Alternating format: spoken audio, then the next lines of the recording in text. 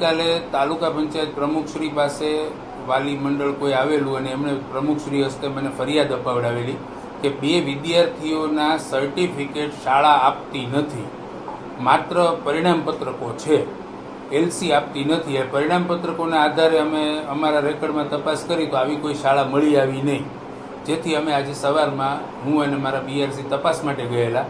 તપાસ પર જતાં ખ્યાલ આવ્યો કે આ માન્યતા વગરની શાળા ચાલી રહી છે, જે ગૌરી પ્રાઇમરી શાળાના નામથી એ લોકો, ગૌરી ઇંગ્લિશ મીડિયમ સ્કૂલના નામથી એ લોકો શાળા ચલાવી રહ્યા છે.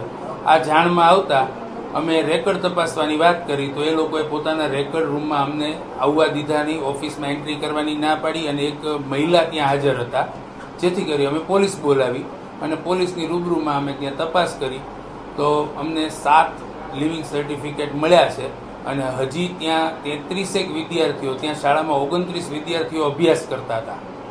એ ધોરણ 1 થી લઈ અને ધોરણ 10 સુધીના વિદ્યાર્થીઓ મળી આવેલા છે. હવે આ બધાની વિગતે અમે પુરાવાઓનું તૌલી કરી અને ફરિયાદની તજવીજ અત્યારે કરી રહ્યા છીએ.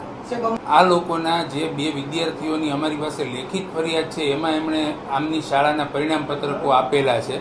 બીજા કોઈ ત્યાં હાજર વિદ્યાર્થીઓ હતા, એ વિદ્યાર્થીઓ પાસે અત્યારે પરિણામપત્રક ન જ હોય એટલે એમને પણ કદાચ આપેલા તો હશે. હવે ત્યાંના વિદ્યાર્થીઓની યાદી અમે બનાવડાવી છે, એના આધારે એમના વાલીઓને પણ અમે સૂચિત કર્યા છે. ત્યાં ગામના આચાર્ય અને સરપંચને જાણ કરી છે કે આ શાળામાં જેટલા બાળકો ભણે છે એના વાલીઓને જાણ કરો કે આ ડુપ્લિકેટ શાળા છે, આપની પાસે શું માહિતી છે. 1-2 વાલી અમને ત્યાં સ્થળ પર પણ મળી આવ્યા છે કે જેમને એ ખ્યાલ નથી કે આ શાળા ડુપ્લિકેટ છે. આ લોકો પોતાની પાસે વિદ્યાર્થીઓને એલસી લઈ અને અન્ય કોઈ શાળામાં એમના નામ ચલાવતા હોય એવું મળી આવે છે. ફરિયાદ હું જ કરીશ. આ પરિસ્થિતિ જે ચાલે છે રોડથી અંદરના વિસ્તારમાં ક્યાંય કોઈના ધ્યાનમાં આવેલી નથી. હવે નજરમાં આવતા જ્યારે ફરિયાદ અમને ગઈકાલે સાંજે પ્રથમવાર મળી છે તો આજે જ અમે એના ઉપર એક્શન લીધા છે. અત્યારે જે આપણે માલિયાસણ પાસે જે પીપળિયા ગામ છે ત્યાંનો જે સ્કૂલનો જે બનાવ છે કે એ સ્કૂલ જ્યારે ટ્યુશનના નામથી પોતે સ્કૂલ ચલાવે છે પણ ખરેખર 19મી સાલથી સ્કૂલ ચલાવે છે. બાળકો ત્યાં ભણે છે અને બાળકોને ખોટા સર્ટી આપવામાં આવતા અને આ રીતના સ્કૂલ ચલાવતા. 2022માં જ્યારે ઘણા બધા વાલીઓને ખ્યાલ આવ્યો કે આ સ્કૂલ ખરેખર નથી તો વાલીઓ બધા ભેગા થયા હતા, એમની પાસે સર્ટી માંગ્યા અને સર્ટી જ્યારે માંગ્યા ત્યારે એમણે સર્ટી કોઈને આપ્યા નહોતા અને પૈસાને એવું બધું માંગણી આવી બધી આ લોકો કરતા અને પછી વાલીઓને ધમકાવતા. તે ખરેખર કોઈ બહાર આવવા માટે તૈયાર નહોતા થતા. તો એક કાલે વાલી મારી પાસે કાલે આવ્યા અને આ ચંદ્રાબેન જે પીપળિયા ગામના છે એણે મારી પાસે આવી અને એમણે રજૂઆત કરી કે આ સ્કૂલમાં અમારી કે એક મારું બાળક ધોરણ 6માં ભણે છે અને એક 8માં ભણે છે, અમારે સર્ટી જોઈએ છે.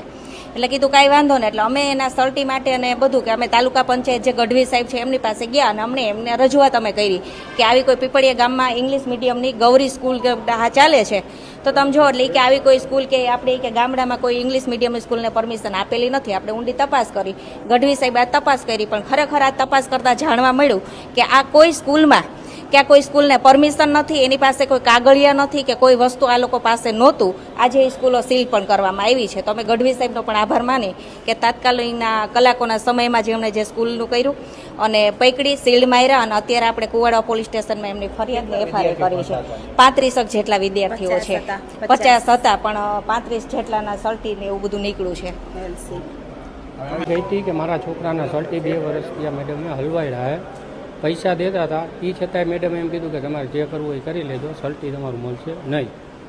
બરાબર, મારા છોકરાનું ભવિષ્ય 2 વર્ષ ત્યાં બગડ્યું. ગઢવી સાહેબને રજૂઆત કરી તો ગઢવી સાહેબ એમ કીધું કાંઈ વાંધો નહીં કે અમે કાલ આવી જશું સ્કૂલે. બરાબર, ગેરકાયદેસર પહેલેથી જ બેઠો છે. નહીં, રિઝલ્ટ આપ્યા જ નથી, 2 જ આપ્યા હે ને અલગ અલગ રિઝલ્ટ આપતા હતા. આપણે શ્યામ સ્કૂલના ને એવા બધા. હા થતો હતો પહેલેથી જ ત્યાં. હા, એ અમારી લેતા હતા એકની કંઈક 450 રૂપિયા ને એકની કંઈક 550 કે 600 રૂપિયા. કોરોના વાકમાં પછી એ લોકો એને એમ કીધું કે આ ફી તમારે આટલી ચડી ગઈ છે કે બરાબર તમે ભરવાય તૈયાર હતા તો સર્ટીની ના પાડી. છેલ્લા 6 મહિના 6 થી 8 મહિના જેવું થયું ત્યારે અમે કલેક્ટરમાં, શિક્ષણ અધિકારીમાં એમાં અરજી કરી હતી. શા માટે? કે છોકરાના સર્ટિફિકેટો આપતા નહોતા. એટલે પછી અમે એને પહેલાં એમ કીધું કે ભાઈ ફી દઈ જાવ તો અમે તમને સર્ટિફિકેટ દઈ અને છોકરાને પરીક્ષામાંથી કાઢી નાખ્યો. તેમ છતાં અમે પૈસાનો મેળ કર્યો અને પૈસા દઈને સર્ટિફિકેટ લેતા હતા. અમે તો કે પૈસા દેશો તો કે સર્ટિફિકેટ હું નહીં દઉં. એ કાતિયાની બેન છે MP ના, એ ચલાવતા હતા.